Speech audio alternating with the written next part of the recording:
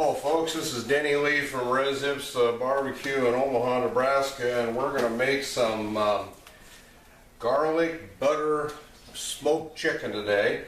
We've got 4 chickens I've cut in half, and those are all been dried out in the refrigerator, so they're nice and dry from being cleaned and cut this morning. We've got our extra light virgin olive oil, and in here we've got a pound of butter and 3 cups of apple juice and some garlic powder that we've been melting and dissolving.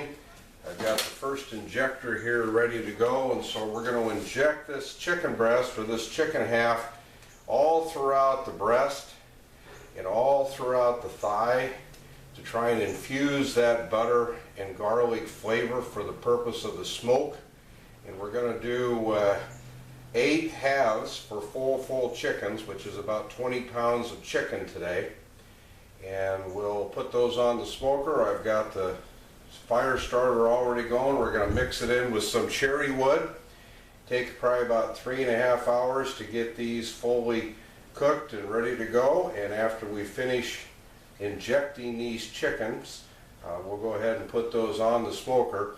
I've just got a standard meat injector here that we're going to stick back in here and get some more of the butter, garlic, and apple juice mix, which hopefully will really improve the moisture of the chicken. As I inject this throughout the breast, it really makes the breast swell, and that's what we're looking for as we're doing the butter garlic.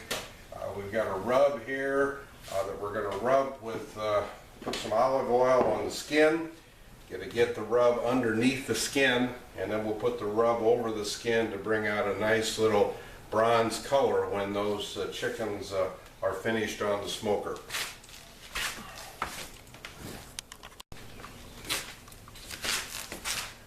You know, as you inject these chicken breasts, you want to take the injector at about a 25-degree angle, go all the way into the bone. You'll see the difference if you go to a 90-degree angle, that if you go 90 degrees, you have more of a risk of it splashing out. But if you go in at an angle, and sometimes you push as far down into that bone to where you get contact with the bone, and then you begin to inject and slowly draw the injector out as you begin that inject. I kind of loaded heavily into the breast meat and right along the base of that breastbone, so that it'll infuse during the cooking process and get throughout the rest of the meat in the breast there. And then I'll also inject the leg and the thigh, trying to get some of a good flavor profile there with the lemon and the apple juice and the butter and the lemon. And then during the cook itself, periodically I'm going to spritz the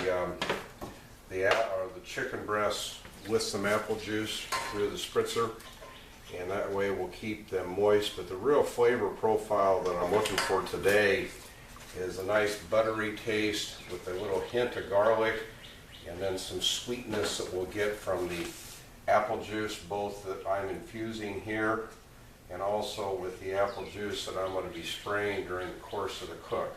As soon as I'm done with this injection process, I'm going to go ahead and pull the skin down all the way and then separate the skin from the breast meat with my fingers, and then I'll rub the poultry rub that I have here both on the inside of the skin to get it right on the meat, and then also sprinkle some on top of the skin itself. So along I'll probably throw in some paprika too, just to make sure that we're going to have a nice finished product with the little glaze of brownness and nice little color on the meat when they come off the smoker.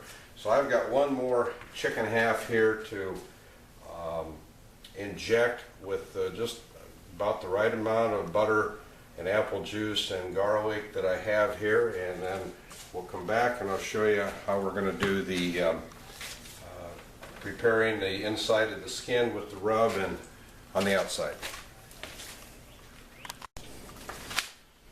Some of you may wonder how you get the skin separated from the meat. And usually what I do is I pull the edge of the breast meat up just very gently and rub one of my index fingers or 2 fingers underneath, and now you can have most of the breast exposed so that you can get your rub on that, cover it with your skin when you put it on the cooker. So I like to get just enough rub not to overwhelm that butter and garlic that we infuse the chicken with. And then we'll get this one here. This one's a little sticky, but get that pulled back. Now you've got all your breast meat there.